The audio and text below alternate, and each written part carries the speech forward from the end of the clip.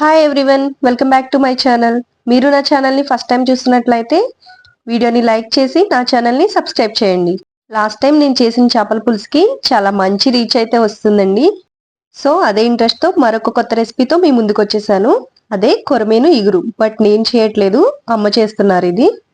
ముందుగా స్టవ్ వెలిగించుకొని వెడల్పాటి పాన్ పెట్టుకోండి. కొరమేను చేప ముక్కల్ని ఇలా నీట్గా శుభ్రం చేసుకొని పెట్టుకొని ఉల్లిపాయని పేస్ట్ చేసుకొని పెట్టుకోండి.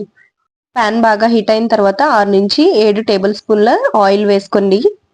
ఆయిల్ హీట్ అయిన తర్వాత ఆయిల్లో పచ్చిమిర్చి, కరివేపాకు వేసుకొని అవి కొంచెం వేగిన తర్వాత మనం మిక్సీ పట్టుకున్న ఉల్లిపాయ పేస్ట్ ఉంది కదా, అది వేసుకొని బాగా వేగనివ్వండి. ఉల్లిపాయ పేస్ట్ పచ్చివాసన పోయే వరకు బాగా వేపుకోండి.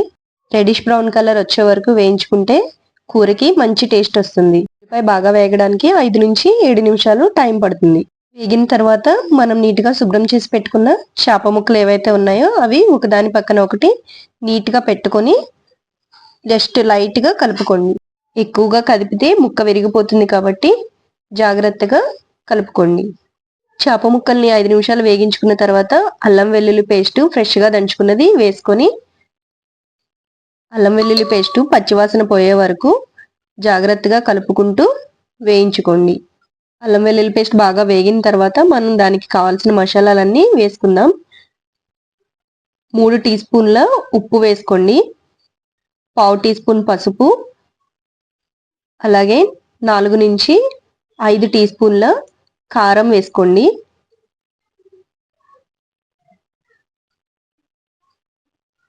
నేను ఇంతకు ముందు చూపించిన వీడియోలో చేపల పులుసుకైతే అప్పటికప్పుడు ఫ్రెష్గా దంచుకున్న మసాలా పేస్ట్ని అయితే రెడీ చేసి పెట్టుకోవాలి. బట్ ఇది కొరమేను ఇగురు కాబట్టి దీనికి ఎటువంటి గరం మసాలా అయినా యూజ్ చేయొచ్చు.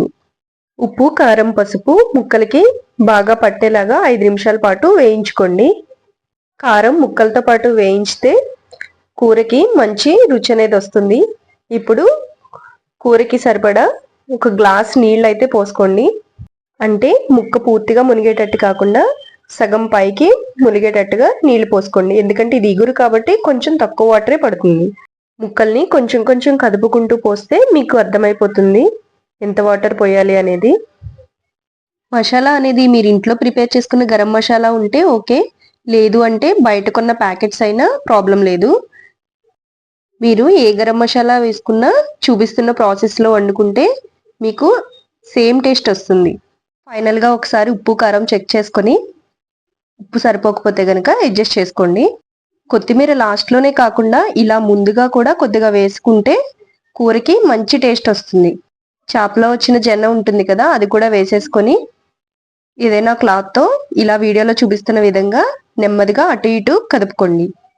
ఇగురు కాబట్టి ఒకసారి అడుగు పడుతుంది. అలా అడుగు పట్టకుండా గరిటెని వెనక వైపుకు తిప్పుకొని నెమ్మదిగా కదుపుకోండి. ఇలా గరిట వెనక భాగంతో కలుపుకుంటే ముక్క అనేది అస్సలు విరగదు. కూరంతా కూడా ఇగిరి దగ్గర పడుతున్నప్పుడు ఇప్పుడు 2 టీ స్పూన్ల గరం మసాలా, 2 టీ స్పూన్ల ధనియాల పొడి వేసుకోండి. ఇక్కడ అమ్మ చేత్తో ఉజ్జాయింపుగా వేసేస్తున్నారు. నేను టీ స్పూన్ కొలతతో చెప్తున్నాను. ఇంట్లో పెద్దవాళ్ళు ఎవరైనా ఇంతే కదా, ఉజ్జాయింపుగా వేసేస్తారు. కానీ ఆ కూరకు మాత్రం చాలా మంచి టేస్ట్ వస్తుంది. అమ్మ జార్స్లో ఉన్న స్పూన్స్ అన్ని కూడా తీసి పక్కన పెట్టేసి చక్కగా చేత్తో వేసేస్తున్నారు.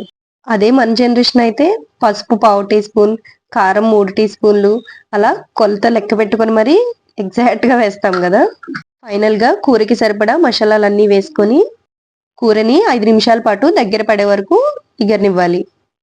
కూర అయితే ఆల్మోస్ట్ కంప్లీట్ అయిపోయినట్టే. మీరు తినే గ్రేవీ కన్సిస్టెన్సీని బట్టి చూసుకొని స్టవ్ ఆఫ్ చేసుకోవడమే. కొంతమంది గ్రేవీ దగ్గరకుంటే ఇష్టపడతారు, కొంతమంది కొంచెం లూజ్ కన్సిస్టెన్సీ ఇష్టపడతారు. సో దాన్ని బట్టి చూసుకొని కొత్తిమీర వేసుకొని స్టవ్ ఆఫ్ చేసుకుని దించేసుకుంటే వేడివేడిగా కొరమేను ఇగురు రెడీ అయిపోతుంది. కూరని వండిన వెంటనే కాకుండా 1 గంట పాటు పక్కన ఉంచి తర్వాత తింటే ఉప్పు కారాలు అవి ముక్కకి బాగా పట్టి కూర చాలా టేస్టీగా ఉంటుంది.